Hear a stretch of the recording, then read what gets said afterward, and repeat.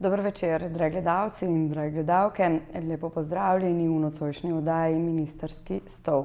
Tokrat smo na obisku pri ministrici za zdravje, gospe Milojki Kolar Celarc. Dober večer in lepo pozdravljeni. Dober večer tudi vsem gledalcem. Gospa ministrica, Ministrstvo za zdravje, resor, vemo v preteklosti, precej občutljivo, kar nekaj ministrov se je zamenjalo, veliko se je govorilo o lobijih, o tistih, ki delujejo v ozadju. Gre torej za resor, kjer je kar nekaj problematike. Tudi vi ste, bi lahko rekla, vedno v spredju, na udaru.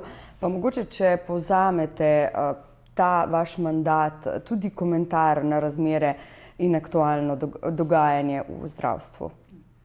Vaše ugotovitve so točne. Res je, da je zdravstveni resor, upam se trditi, eden najtežjih, prav zaradi tega, ker v bistvu zadene vsakega izmed nas, ko potrebujemo zdravstveno storitev in smo takrat še bolj občutljivi.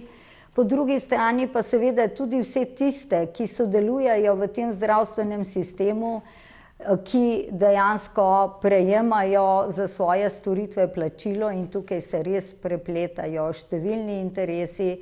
Zaradi tega ni čudno, da je v preteklih 11 letih ta resor zamenjalo kar 9 ministrov.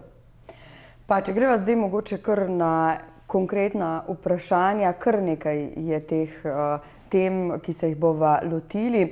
Skrajševanje čakalnih dob. To je tisto, kar tudi najbolj zanima naše gledalce in gledalke. V lanskem letu se je začel ta program zmanjševanja čakalnih dob, nadaljuje se tudi v letošnjem letu, pa konkretno, kaj je že bilo narejenega v prejšnjem letu, kako to nadaljujete letos? Čakalne dobe poznajo vse države na svetu. So tudi zelo kompleksen problem, zaradi tega smo se mi lotili skrajševanja teh dob na dva načina. In sicer na en način kot kratkoročen ali, če hočete, urgenten način, ki pa seveda dolgoročno ne more prinašati pravih rezultatov. Zato smo se ga lotili tudi na sistemski ravni, kajti le tako, če bomo obvladovali ta sistem, začenši od družinskega zdravnika, ki napiše napotnico za naš specialistični pregled v specialistu, v bolnišnico, le tako bomo mi lahko na boljši način obvladovali čakalne dobe. V letu 2016 smo res pristopili z urgentnim načinom, kjer smo dejansko za te namene namenili 8,9 milijona evrov. Realiziran je bil v višini 74% in je na nekaterih področjih prekomernega čakanja dosegel zelo dobre rezultate. Na primer, tak dober primer je skrajševanje čakalnih dob na koronografijah, ki vemo, da so za zdravje zelo pomembne, pa tudi na revmatologiji, kjer smo z določenimi ukrepi boljše organizacije, organiziranja 2 dodatnih ambulant skrajšali čakalno dobo iz 14 na 2 meseca. V letošnjem letu pa smo se zadeve lotili na sistemski način in na enkratni način. Tako je vlada že sprejela dopolnilni oziroma enkratni program za skrajševanje v višini okrog 25 milijonov evrov za leto 2017, kjer smo priključili prekomerne čakalne dobe, ne samo tiste, ki imajo lahko slabe posledice na naše zdravstveno stanje, temveč tudi vse prve specialistične preglede z diagnostiko in z prvimi napotki za zdravljenje. In to je prav tako enkraten ukrep, ki se je v bistvu začel izvajati prav z 1. aprilom. Z sistemskega vidika pa tako, kot sem dejala, ker je zadeva zelo kompleksna in je posledica številnih dejavnikov, med drugim tudi to, da postajamo čedalje starejši, da smo čedalje bolj razgledani, da mogoče tudi mi včasih zahtevamo kakšen dodaten pregled, pa z sistemskega vidika bomo uredili preko pilotnega projekta nagrajevanje dela vseh zdravstvenih delavcev, se pravi zdravnikov kot ostalega osebja, za skrajšanje dob in za delo preko standardov s tako imenovanim variabilnim nagrajevanjem. Pa po vašem, so pacienti občutili te programe, so se izkazali v praksi že v lanskem letu? Torej, jaz lahko povem kar nekaj primerov, recimo primeri iz bolnišnice Valdoltra, kjer so mi mnogi pacienti v obisku povedali, da so bili presenečeni, ko so bili poklicani na operativni poseg, naprimer v soboto dopoldne.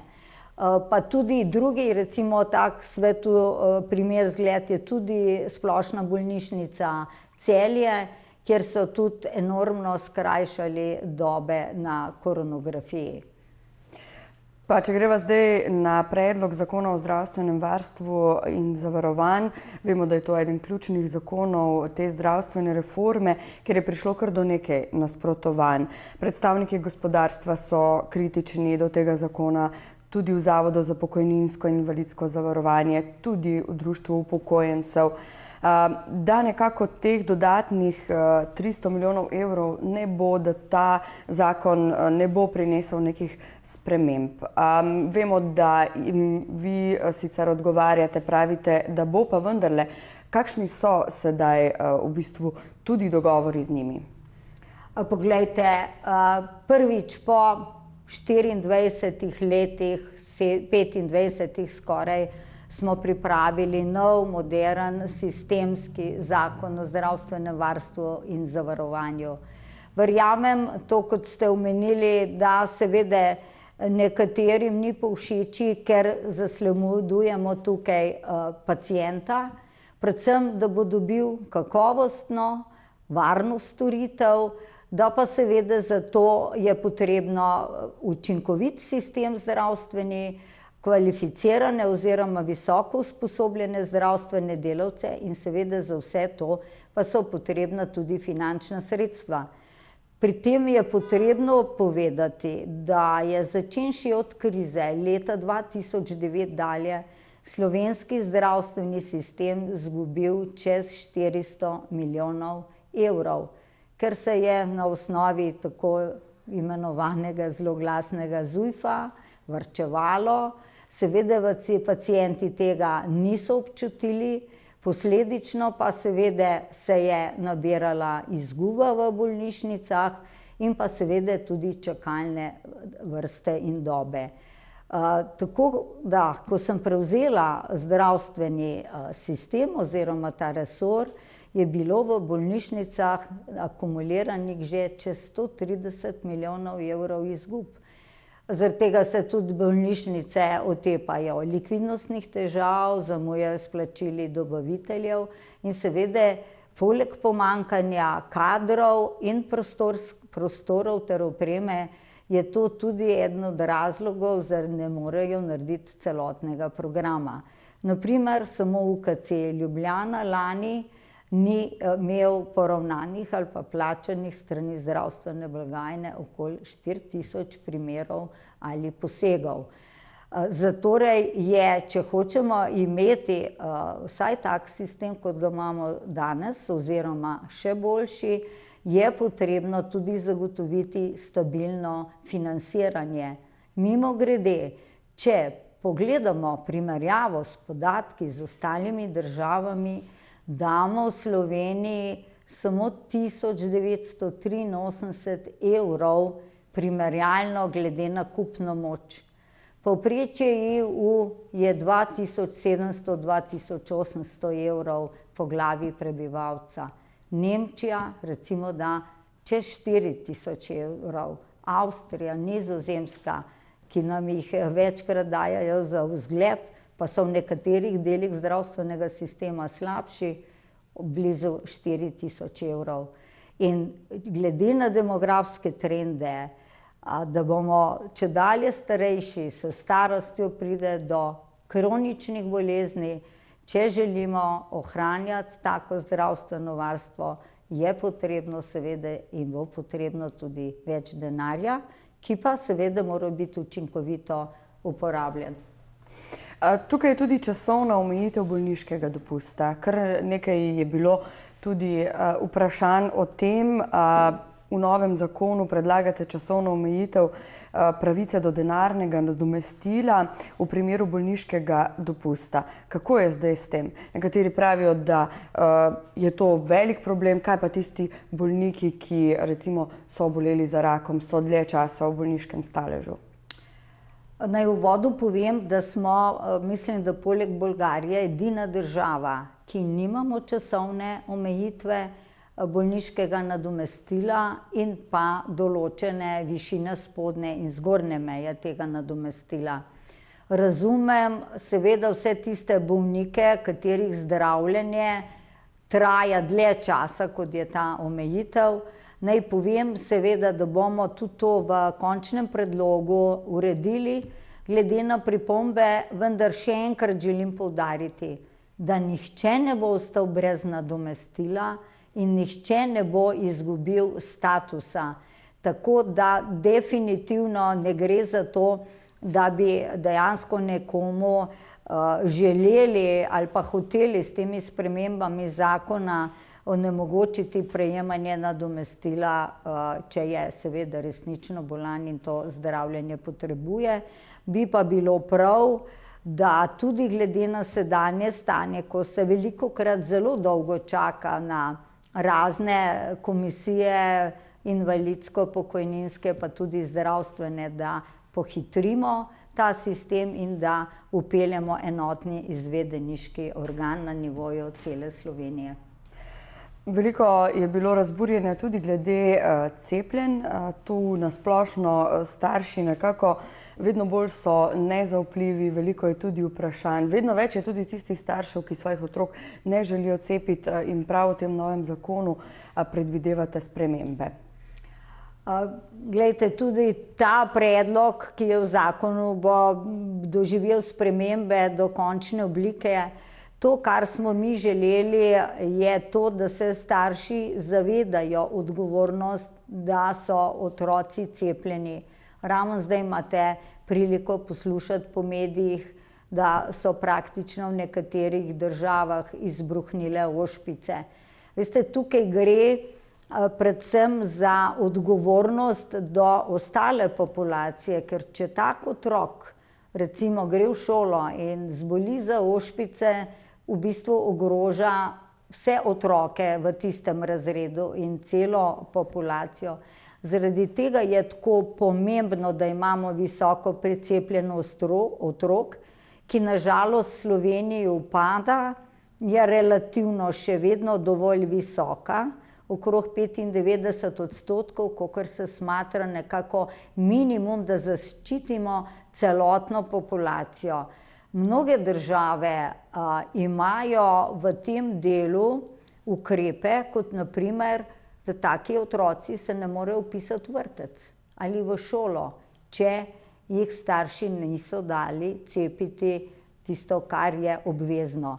In še ena zadeva je, ki jo je tudi potrebno poudariti, da je pri nam cepljenje zastonj za te otroke, kar pa ni enaka praksa v vseh drugih državah. Torej bomo našli in iskali rešitev, predvsem, da zaščitimo te otroke in okolje, da ne bi recimo prihajalo do epidemij. Če se dotakneva še predloga zakona o pacientovih pravicah, ta seveda tudi najbolj zanima ljudi, kakšne izboljšave ste za paciente po vašem pripravili v tem novem zakonu? V tem predlogu oziroma bolje rečeno noveli zakona o pacientovih pravicah smo sledili predvsem cilje, da zagotovimo kakovostno zdravstveno oskrbo pacientov s pravočasnim dostopom, kar pomeni, da bomo tudi lažje upravljali in vodili čakalne sezname. Potem pravico do drugega mnenja, ki ga imajo in bodo imeli pacienti. Poleg tega pa moram povedati, da seveda uvajamo tudi nekaj, če hočete, obveznosti v tem smislu, da danes praktično nimajo pacienti nobene obveznosti. Naj obrazložim, zakaj gre. Danes se namreč dogaja, da so pacienti naročeni na določen specialistični program in pač ne čutijo niti potrebe, če so iz upravičenih ali neupravičenih razlogov zadržani in ne morejo priti na ta pregled ali celo nekateri na operativni poseg. In mislim, da je normalno, da s tem novelo zakona uvedemo tudi pravico, da pacient recimo 10 do 7 dni pred posameznim posegom pokliče, sporoči, da ne more priti ali da je zbolel ali eventualno, da prosi za prenaročilo.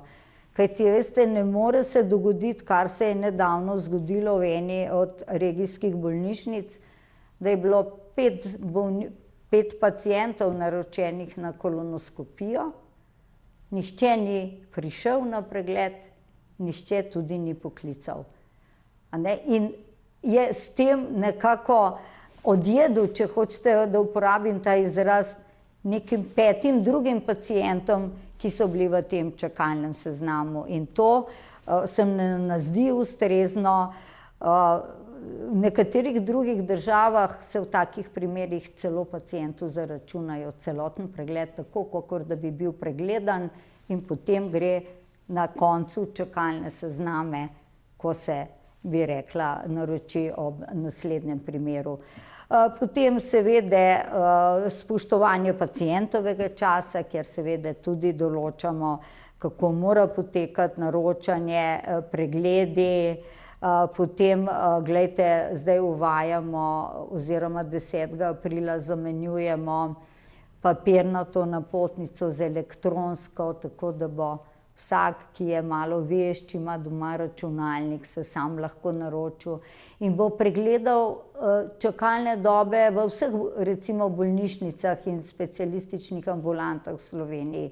In se bo lahko naročil na tisto, kjer je ta čakalna doba najkrajša, kar seveda danes to ni možno. In seveda tudi vse tiste slabosti, ki smo jih ugotovili s pilotnim projektom, pri vzpostavljanju in vodenju čakalnih seznamov bomo odpravili. Ravno to sem vas želela vprašati, ko ste govorili, da se uvajajo nekatere dolžnosti, tudi možnost naročanja po telefonu bo nekako skrajšana, 2 uri manj v ordinacijskem času. Dodaja pa se tudi glede naročanja oziroma glede napotnic, dodaja se še zelo hitro, kar je možno v 14 dneh. Je tako? Ja, dejstvo je, da smo od javne razprave do prvih predlogov nekako spremenili ta, bi rekla, stopnjo nujnosti. Ko smo pregledali vse pripombe in po pogovorih, smo dejansko uvedli novo 4. stopnjo, ki je brez roka nujnosti.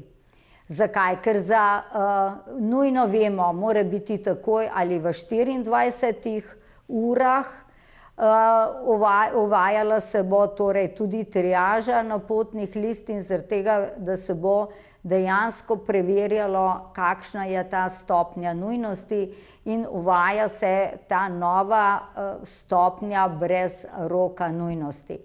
A veste zakaj? Zaradi tega, ker imamo čakanje na določene preglede, ki ne povzročajo nobenih, da rečem, posledic na naše počutje ali na zdravje. Gre celo tudi za nekatere pravice iz obveznega zdravstvenega zavarovanja, ki jih v drugih državah nimajo. In zaradi tega se nam je zdelo smiselno, da ne bi vse čakalne sezname in čakanje metali vse v isti koš, so stvari, kjer se lahko počaka, a ne? So pa stvari glede na stopnje nujnosti, kjer pa je treba in tam smo pa dejansko skrajšali tudi roke. Kaj pa pri malignih obolenjih? Pa nekako ostaja enako? Ja, definitivno, to je najdaljši rok je 30 dni Je pa treba tudi tukaj povedati iz zdravstvenih vidikov, to so, me bi rekla, zdravniki podučili, niso vsi raki ali pa vse tvorbe, bi rekla, če hočete, enako rastoče ali pa enako izpostavljene. In zaradi tega je tako pomembno, da zdravnik triažira, da pogleda diagnozo in potem odloči, ali je to, ne vem, 1 teden, 2 tedna, ampak pri teh diagnozah se seveda držimo, da dejansko pridejo bolniki čim prej na vrsto. Gospa ministrica, uspeli ste skleniti sporazum o prekinitvi stavkovnih zahtev. Vemo, te, bi lahko rekla, stavke zdravnikov, ta njihov neurejen sistem se vleče že kar nekaj časa. Vi ste uspeli to nekako narediti, tudi skleniti sporazum. Zdravniki so si, bi lahko rekli, izborili 36 milijonov evrov za dodatno nagrajevanje dela. Pa vendarle, še vedno pravijo nekako, da sistem ni urejen. Takoj, ko ste sklenili sporazum zdravniki, so se oglasili tudi ostali. Pa so tukaj še medicinske sestre, skratka, ostali delavci v zdravstvu. Dovolite, da še enkrat povem in poudarim, ker je prepogosto v javnosti bilo interpretirano, zdravniki bodo dobili za 36 milijonov, ne vem, višje plače. Dejstvo in pravo realno stanje ne pritrjuje, bi rekla, tej trditvi.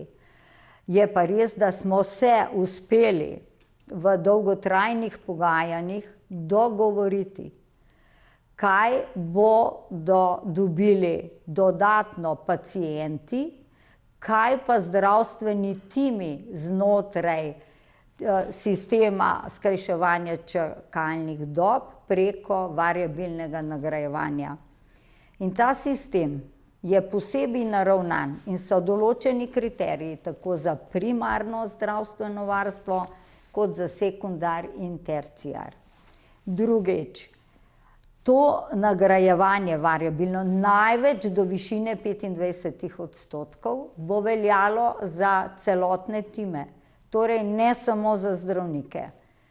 Za vso zdravstveno in drugo osebje, konec konca tudi administratorka, če bo delala, ne vem, soboto naknadno, da bo pomagala pri administrativni podpori. In sicer se bo preverjalo na osnovi merljivih kazalnikov za 3 mesece za nazaj in izplačevalo seveda po analizi in preverbi za 3 mesece za nazaj. In seveda nihče, ki ne bo dosegel teh elementov, ki so v teh zelo podrobnih kriterijih, ne bo dobil tega dela. Ali pa bo dobil mogoče samo 5, 10% ali 15%. In še dodatni pogoj je, da mora izpolnjevati kriterije tako iz preseganja obsega dela ali, če hočete, normativov, ker bomo zdaj prvič vedeli v Sloveniji, koliko mora zdravnik narediti za svoj redni delovni čas in koliko dobi variabilnega dela iz dodatne kakovosti, skrajševanja čakalnih dob, hišnih obiskov na primarju, paliativnih obiskov, obiskov v postelji, malih, srednjih, velikih posegov in ne konec koncev tudi manjšega nepotrebnega napotovanja. Naš pilotni projekt in tudi po besedah mnogih zdravnikov na sekundarju govori o tem, da v Sloveniji je kar pri nekaterih več, pri nekaterih manj določen obseg nepotrebnega napotovanja. S tem seveda obremenjujemo sekundar, se pravi bolnišnice, in veste, če je dajanje v sistem denarja samo za te urgentna skrajševanja čakalnih dob, to so svetovne analize pokazale, OECD analiza, in ne naredimo nič na drugačnem obvladovanju sistema, kjer se pa začne napotovanje že pri družinskem zdravniku ali pa pediatru na primarju, potem nikoli ne bomo mogli skrajšati čakalne dobe ali pa če hočete tudi imeti dovolj denarja. Zaradi tega delamo in to je eden, jaz mu pravim, kar mini reforma, kjer uvajamo tudi kazalnike kakovosti in varnosti pacientov, prvič v zgodovini Slovenije in bo dejansko ta projekt je, če hočete, zdravstvena reforma poskusno 1 leto v Sloveniji. Zakaj? Ker vi veste, da so zdravniki in vsi zdravstveni delavci del enotnega plačnega sistema, ki je nagrajevan tako, kot je. Mi smo tukaj uspeli prodrti in narediti za 1 leto izjemo, da v praksi preverimo, kako je možno, da je tudi javni sistem učinkovit, seveda na osnovi vnaprej znanih meril, kakovosti indikatorjev, ki se merijo.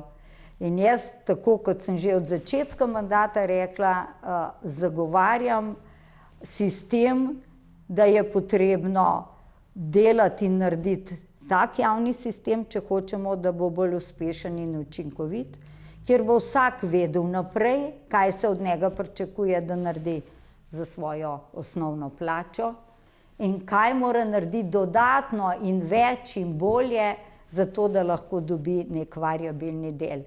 In še dodatno smo se uspeli spogajati tudi dodatne ure ambulante na primarju, ki jih bojo mogli zdravniki oziroma tim narediti, zaradi tega, da bojo imeli več časa za pacienta.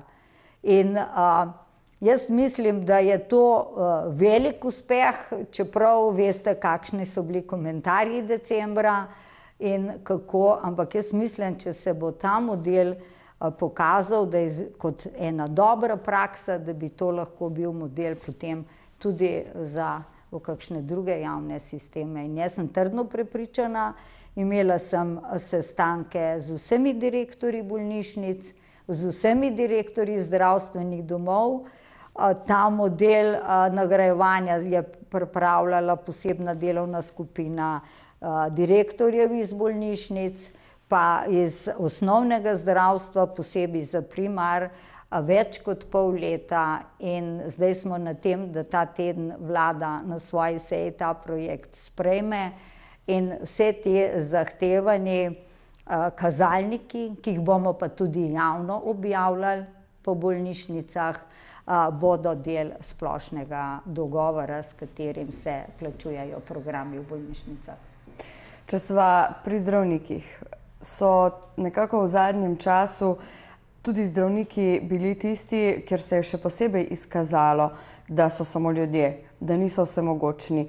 Mnoge afere so zaznamovale resor zdravstva, tudi kar se tiče zdravnikov. Poznamo afero Radan, nedavno zgodbo 14-letnikom, tudi če gremo na malce druge stvari, korupcije, drage žilne opornice, potem tudi afera zdravnika Cimermana. Skratka, gre za kar nekaj zgodb, ki tudi zdravstvu dajo ta negativen prizvok. Jaz vas ne bom vprašala, kakšen je vaš pogled na vse to, pa kaj so te afere. Mene samo zanima, kakšno je vaše mnenje, bodo te zgodbe kdaj doživele epilog? Najprej bi želela povedati, da seveda so tudi zdravniki ljudje in tako kot vsi, kljub temu dolgemu študiju, specializacijam, lahko naredijo napake v napačni presoji mogoče stanja zdravstvenega diagnoze. In seveda ne moramo govoriti, da vsaka zdravniška napaka je pa zdaj kaznivo dejanje. In se, bi rekla, tudi mediji, potem mnogokrat iz določenih stvari delate ali želijo narediti neko afero. Zaradi tega cel svet pozna opozarjanje in javljanje o tako imenovanih opozorilnih nevarnih dogodkih. Ker če gre za zdravniško napako, druga seveda je zadeva, če nekdo nekaj naklepno naredi ali ne vem, opusti dolžno zdravljenje, to je pač potem neka druga kategorija. Govorim preprosto o zdravniških napakah, ki se lahko zgodijo. Morajo javiti kot opozorilni nevarni dogodek in seveda znotraj inštitucije pregledati, kaj je šlo narobe. Ali je v sistemu kjer kontrolni mehanizem odpovedal, ali kjer kontrolni mehanizem manjka. Zakaj? Zaradi tega, da se to ne zgodi nikoli več. Poleg tega, zaradi tega mi intenzivno že pol leta pripravljamo z delovno skupino, sestavljena iz vrhunskih strokovnjakov, da pripravimo prvič v Sloveniji zakon o kakovosti storitev in varnosti pacientov, kjer bodo seveda vneseni določeni kazalniki, merila in kriterije, ki se jih bodo mogli vse zdravstvene inštitucije držati in jih seveda tudi javno objavljati. Tako da, glejte, v teh primerih, ki ste jih pač omenila, primer Cimerman je pač popolnoma neka druga zgodba, je treba ugotoviti, kaj je bil motiv oziroma ali gre za napako, ali je bil narejena ta storitev iz, bi rekla, drugih zadev. Žal se mogoče pogosto vsaka napaka inkriminalizira, kar verjetno ni prav, in mislim, da se dela tukaj velika škoda tako v zaupanje v zdravstveni sistem kot zdravnikov, ker pa vemo, da je v Sloveniji veliko odgovornih, dobrih, sposobnih zdravnikov in se potem nekako vse te zadeve posplošujejo na celoten sistem. Je pa res, kar je pa pokazala tudi naša analiza, da pa nismo dobri v medsebojnem komuniciranju in to tako med primarno in sekundarno ravnjo, kot pa tudi znotraj posameznih ravni. Tako da nas tukaj pa še čaka veliko dela v tej komunikaciji, medsebojnih odnosih, posvetovanju, poslušanju mnenja kolega in podobno. Kaj pa korupcija? Vemo, da nekako ta je že del zdravstva kar nekaj let. Tudi veliko je bilo govora o zdravniških, ne vem, farmacevtskih lobijih. Nihče konkretno ne pove, za kaj gre. Ste se tudi vi soočili z njimi, jih poznate, veste, kdo so? So ti tisti, ki skrbijo za to korupcijo? Glejte, ja, seveda je treba povedati, da tudi v nekaterih drugih sistemih, tako tudi zdravstvo je, bi rekla, del korupcije, ampak ne v takem obsegu, kot se želi to prikazati. Vi veste, da je ta vlada in ta koalicija v svoj koalicijski sporazum zapisala ničelni odnos do korupcije. Zaradi tega že cel mandat, predvsem pa že od začetka leta 2015, je vlada izdala posebne sklepe, s katerim smo šli v skupna javna naročila, tako za zdravila kot za druge medicinsko-tehnične pripomočke. Žal v preteklosti v Sloveniji ni bilo pripravljenih praktično nobenih strokovno-tehničnih standardov, ne materiala, ne medicinskih pripomočkov. Prvič zato, da bi ljudje vedeli, kaj jim dejansko pripada iz obveznega zdravstvenega zavarovanja, pa tudi, da bi lahko izvajali ta skupna javna naročila. Bolj je bilo prepuščeno odločitvi posameznega zdravnika, inštitucije, tudi nabavne službe je v bistvu nabavljala vsaka po svoje, ker, veste, če teh standardov ni, potem ne moreš dejansko izpeljati skupnega javnega naročila, recimo za porabo za vsa zdravila v bolnišnicah, ali pa če hočemo žilne opornice za vse bolnišnice, kolikor jih potrebujejo, ne. In tukaj seveda se potem tudi vidi ta interes dobaviteljev, ne, da obiskujejo bolnišnice, da ponujajo svoje proizvode in podobno. Zaradi tega sem jaz naredila v tem mandatu že kar nekaj stvari, kar ni bilo narejeno vsa ta leta nazaj. Ena je, kot sem rekla, skupna javna naročila praktično za vso porabo za zdravila, ki bo zdaj v kratkem po vseh revizijah zbrani dobavitelji zdravil za naslednje 2 leti. Potem smo tudi z mojo neomajnostjo in zahtevnostjo uspeli vzpostaviti pri Združenju javnozdravstvenih zavodov register vseh nabavnih cen materialov in medicinskih pripomočkov za nekaj čez 90.000 artiklov, blizu 400 milijonov vrednosti, kjer je seveda možno pogledati in videti, katera bolnišnica je dosegla najnižjo ceno nabave določenega materiala ali pripomočka.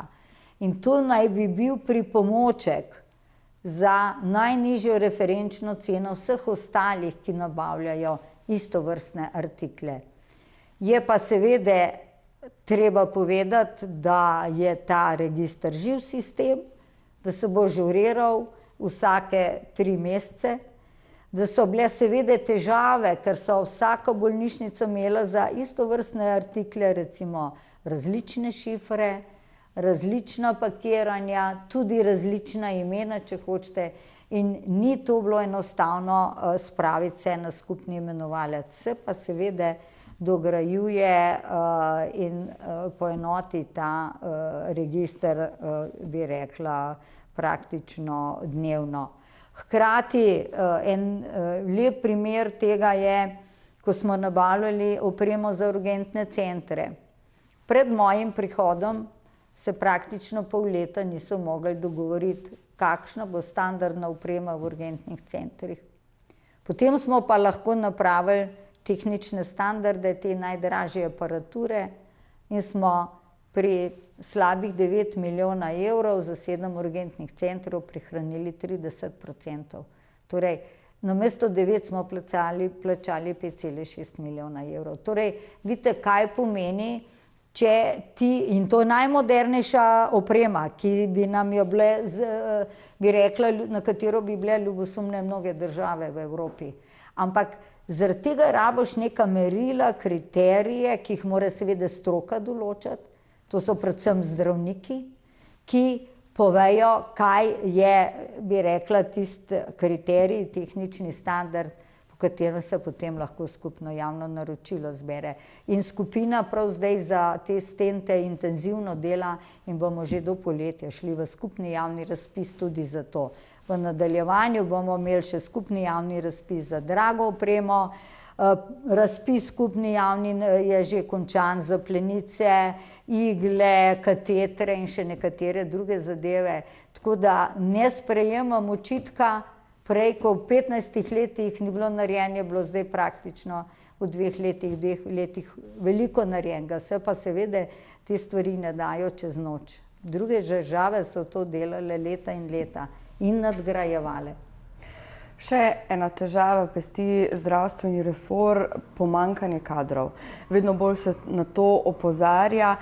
Tudi iz terena, ko se pogovarjamo z različnimi pacienti, tudi zdravniki, tudi mladimi zdravniki, ki pa pravijo, tudi študenti medicine, da ni razpisanih specializacij, zato vemo, je sicer odgovorna zdravniška zbornica, da potem ti kadri raje odhajajo v tujino, kjer pridobijo te izkušnje, tam tudi ostanejo, mi na vse zadnje pa kadra nimamo. Ja, res je, da je pristojnost razpisovanja specializacij in s tem v bistvu tudi kadrovske politike v Sloveniji dejansko v rokah zdravniške zbornice. Res je, da daje soglasje Ministrstvo za zdravje, ampak pač v preteklosti so dejansko obveljale tisti kriteriji in število, ki jih je podala Zdravniška zbornica. Za časa mojega mandata smo to število specializacij spremenili oziroma smo ga povečali, predvsem na tistih specializacijah, kjer je zelo veliko pomanjkanje zdravnikov, recimo, ne vem, anesteziologi, radiologi, urologi in še kdo. Glede na povprečje nam primanjkuje približno 1000 zdravnikov. V sistemu, v procesu specializacije je pa 1831, ki bodo nekako do konca leta 2022 prišli iz tega sistema specializacij.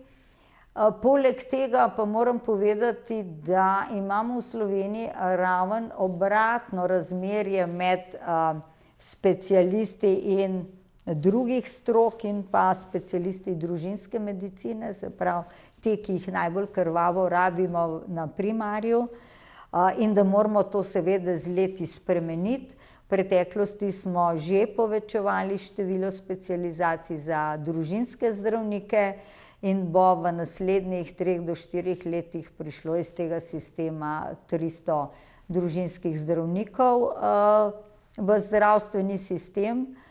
Mi smo ravnokar pripravili spremembe zakona o zdravniški službi, ki ga ta moment usklajujemo z Zdravniško zbornico, kjer predlagamo drugačen način razpisovanja specializacij, in sicer tako, da bi o tem odločal nek tripartitni organ, sestavljen iz Zdravniške zbornice, iz predstavnikov javnozdravstvenih zavodov in iz Ministrstva za finance. Ker če je za vodenje dolgoročne kadrovske politike odgovorno ministrstvo, potem mora pri tem imeti tudi končno besedo. Jaz upam in verjamem, da bomo ta del uskladili in bi zakon dali po nujnem postopku, upam, da še aprila v proceduro. Hkrati pa dajemo tudi neke boljše rešitve noter glede specializacij, pripravništva, glede zaposljivosti zdravnikov, ki so tudi na čakanju, če hočete, ker pač ne dobijo ustrezne specializacije, ki bi jo radi specializirali, pa se mi zdi res škoda, da ne bi pomagali na tak drugačen način našemu zdravstvenemu sistemu. Pred kratkim me je, ko se ravno pogovarjava o mladih zdravnikih, mladih specializantih, pretresla zgodba 37-letne mlade zdravnice, ki je povedala, da ne dobi službe, da je brezposelna, da jo nekako tudi lobi, tako pač to ljudje radi imenujemo, nekako zavira. Pa me zanima to, ste kdaj razmišljali, sicer to spada pod resor Ministrstva za šolstvo, pa vendarle, na eni strani imamo toliko mest razpisanih na univerzah za kadre, ki niso potrebni, za katere ni delovnega mesta, na drugi strani mogoče povečanje kadra študentov medicine. Ja, glejte, to je res področje izobraževanja. Res je tudi, da je v preteklosti seveda vedno bilo in zelo ostri kriteriji za vpisovanje na medicinsko fakulteto. Zdaj pač, hvala Bogu, imamo tudi medicinsko fakulteto v Mariboru, zaradi tega je pritok diplomantov nekoliko večji. Verjamem pa tudi, da bomo razpise specializacij prilagodili tako, da seveda bodo vsi zdravniki zaposljivi in bodo lahko takoj šli delati v sistem. Pa tudi, če ne bodo recimo prvo leto dobili željene specializacije. Ali vendar mislim, da je koristno potem, ko že opravi zahtevni študij medicine, se mi zdi, da je prav, da gre v prakso, da si pridobi izkušnje. Govorili smo tudi o zdravniški zbornici. Tam nekako v zadnjem času dobivamo občutek, da se bolj ukvarjajo sami seboj, kot pa s tistim, kar bi bilo potrebno. Vemo, da je bila izvoljena nova predsednica zdravniške zbornice, gospa Zdenka Čebašek Travnik. Kar nekaj težav je bilo, kar nekaj polemik okrog njene plače. Seveda o tem ponavadi največkrat sodijo mediji, ljudje potem črpajo podatke, pa vendarle ste bili v stiku z novo predsednico. Kakšen je tudi vaš komentar na vso to dogajanje? Torej, na interno dogajanje v zdravniški zbornici ne morem komentirati, ker to so stvari, ki jih morajo znotraj sami med seboj urediti. Sem pa imela obisk oziroma dobila sem se z gospo novo predsednico, gospo Čebaškovo. Lahko povem, da sva imela zelo konstruktiven pogovor prav na temo sprememb zakona o zdravniški službi, tako glede specializacij, razpisovanja, potem tudi glede pripravništva, zaposlovanja in imam, bi rekla, zelo pozitiven vtis in sem zelo optimistična. Upam, da bom, bi rekla, to tudi skupaj dogovorno z zdravniško zbornico čim prej dosegli konsenz, da to spremenimo. Nekaj moramo se dotakniti tudi finančnih težav, finančnih izgub, seveda obeh univerzitetnih kliničnih centrov. Tukaj so številke res kar velike in se mi zdi, da zahtevajo takojšnje ukrepanje. Ja, res je, da dejansko oba UKC-ja, tako v Ljubljani kot v Mariboru, sta poslovala s presežkom odhodkov nad prihodki. In sicer UKC Ljubljana dobrih 25 milijonov evrov, Maribor 2,4 milijone. Zdaj, zakaj te presežki odhodkov? Vzrokov je več. Recimo v Ljubljani je en del razloga tudi ta, da so odpisovali terjatve iz preteklih let, mislim, da okrog slabih 5 milijonov evrov, da pa seveda imajo tudi blizu 4 tisoč pregledov in posegov neporavnanih. So pa verjetno tudi notranji razlogi, ker bi lahko ali bolje organizirali, optimizirali. Seveda sem zahtevala in svet zavoda je tudi naročil, da seveda pripravijo sanacijske ukrepe, program, kako bodo izravnali to poslovanje. Treba pa seveda tudi povedati, da je dejansko iz preteklosti tudi nakopičenih preteklih presežkov odhodkov in bo potrebno pristopiti k celoviti sanaciji.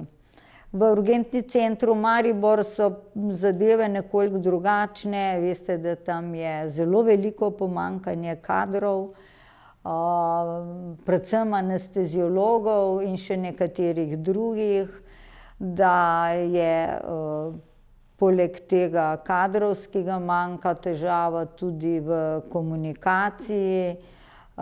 Zdaj mislim, da se in svet zavoda in vodstvo trudi, da z ukrepi vzpostavi nek normalen način kadrovanja tudi mladih specializantov in specialistov. Skuša se pridobiti tudi tiste, ki so odšli ali pa so v fazi odpovedi, zaradi tega, da bi se to delo v UKC Maribor normaliziralo. Ne samo univerzitetni klinični centri oziroma dva, ki jih imamo v Sloveniji, tudi ostale bolnišnice v Sloveniji se srečujejo z finančnimi krizami, pomanjkanji. Vemo, pred kratkim v izolski bolnišnici celo bila napovedana stavka, ker niso imeli plač, zdaj so potem dobili denar, tudi nekatere ostale bolnišnice. Mislim, da gre tukaj kar za veliko finančno luknjo oziroma vseh teh bolnišnic. Ja. No, ampak mimogrede Izola je poslovala pozitivno v letu 2016, ne? To je treba povedati, kar pomeni, da se verjetno z določenimi ukrepi da tudi znotraj hiše marsikaj postoriti.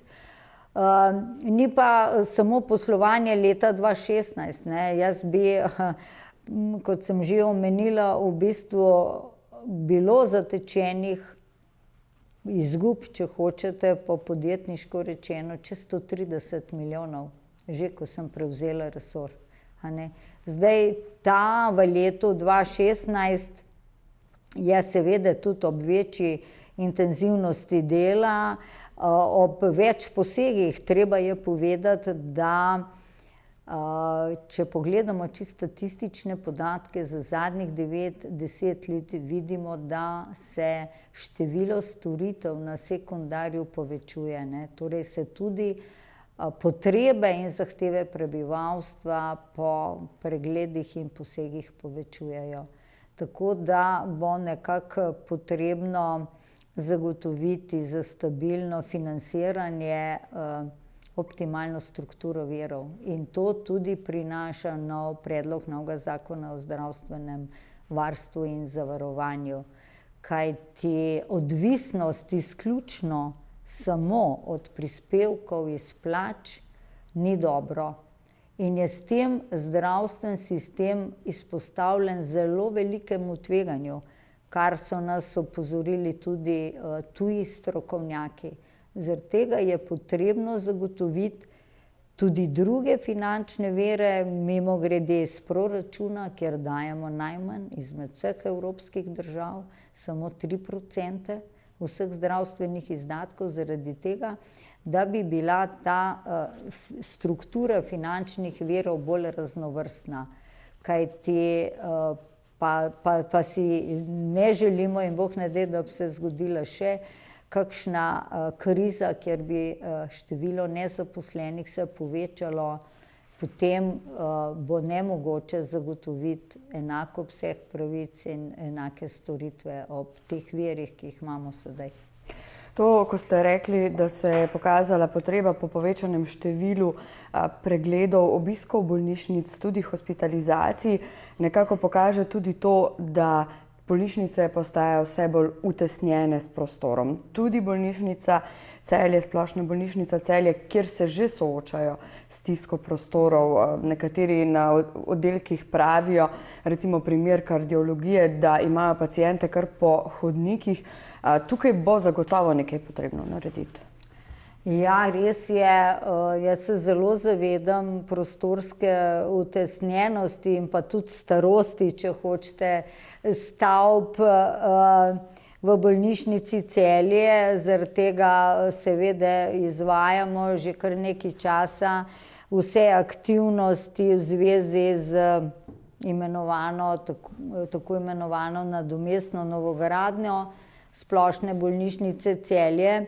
Gre predvsem za tiste dele, ki so res zelo stari, da ne rečem dotrajani, kjer bo potrebno nadomestno gradnjo tega narediti. To gre predvsem za ambulantne dejavnosti, ginekološki oddelek, internistične in kirurške dejavnosti. Naj povem, da bomo že v letošnjem letu izvajali in dokončali pripravljalna dela, to je predvsem dobava in montaža dizel agregata, potem pridobitev električne opreme, transformatorsko postajo, da uredimo predvsem ta del infrastrukture, da seveda sem zagotovila denar, da se v ta projekt lahko izvajal do konca leta 2018, toliko, kar je, bi rekla, tudi sprejet proračun, da pa seveda je celotna vrednost tega projekta dobre 104–105 milijonov evrov. Tako da delamo skupaj.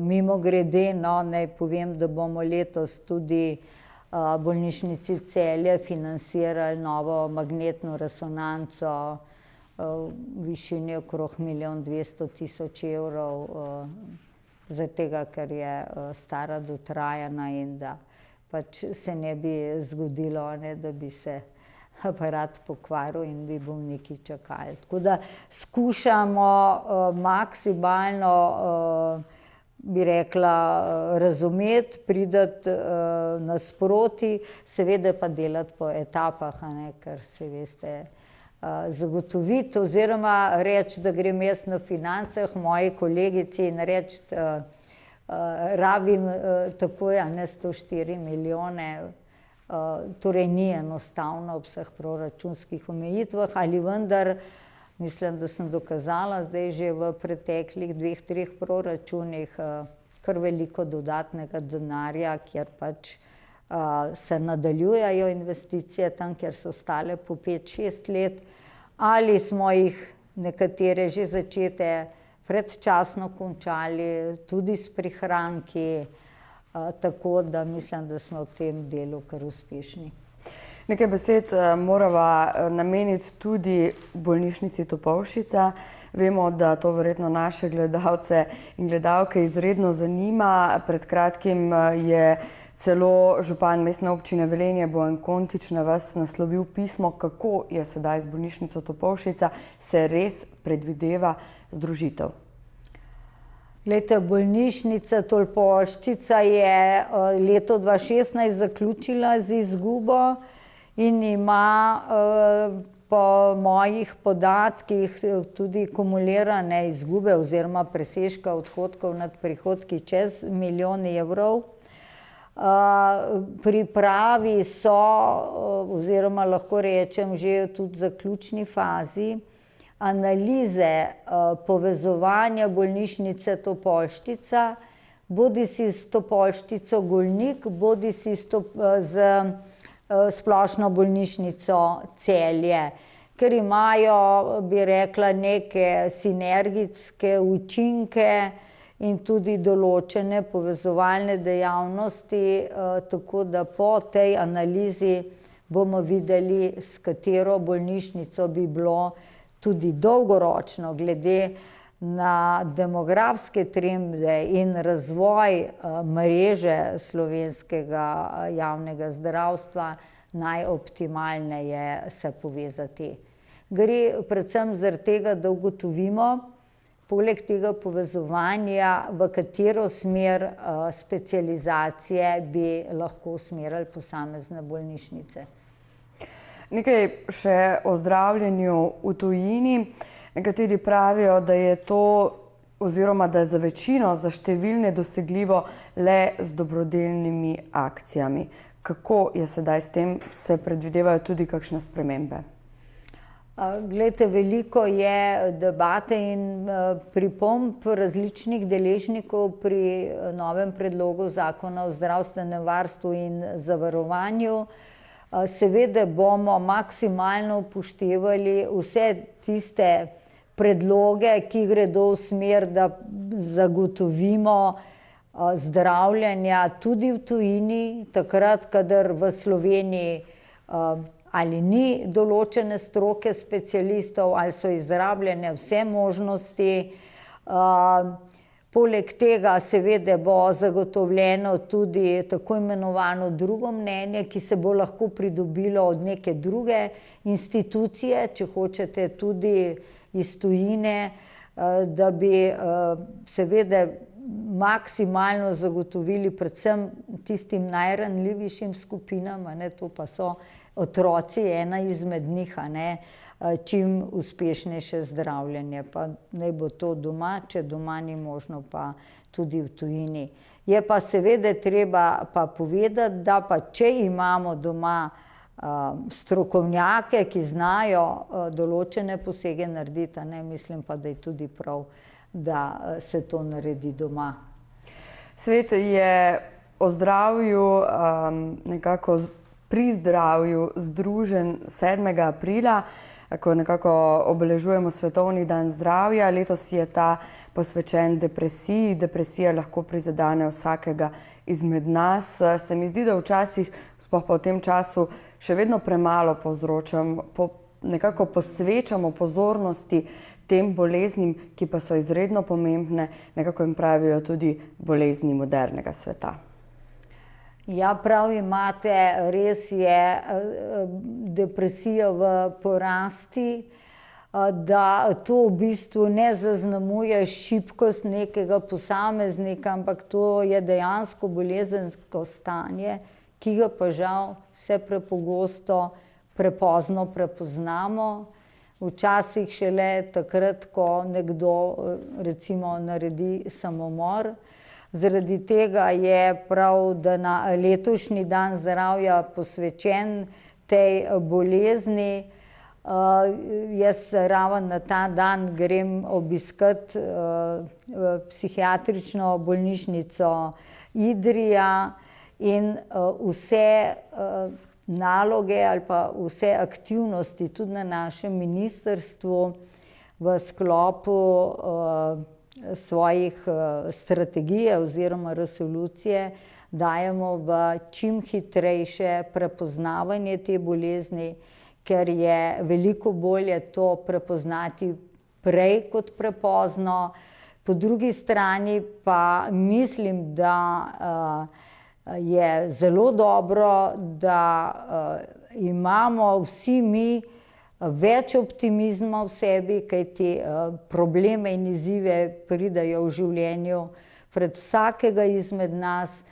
In ena zelo pozitivna, dobra izkušnja, ki jo lahko delim z vašimi gledalci, je, ko smo v zdravstvenem domu Sevnica predstavljali rezultate projekta kot centra zdravja, ki ga je financirala Norveška, kako lahko v lokalnem okolju tudi depresijo premagamo z voljo, optimizmom, razumevanjem, pomočjo in ne z antidepresivi. Hvala lepa za tale pogovor. Upamo seveda, da boste tudi vi s čim več optimizma, dobre volje, našli čim boljše rešitve, seveda v dobro vseh nas, kajti vemo, da je resor zdravja izredno pomemben, pa če ne prej, pa vsaj takrat, ko moramo obiskati bolnišnico, zdravstveni dom, pa upamo, da čim manjkrat. Hvala lepa. Hvala tudi vam za povabilo in razgovor in vsem gledalcem in vam čim več zdravja. Hvala lepa, dragi gledalci in drage gledalke, in lahko noč.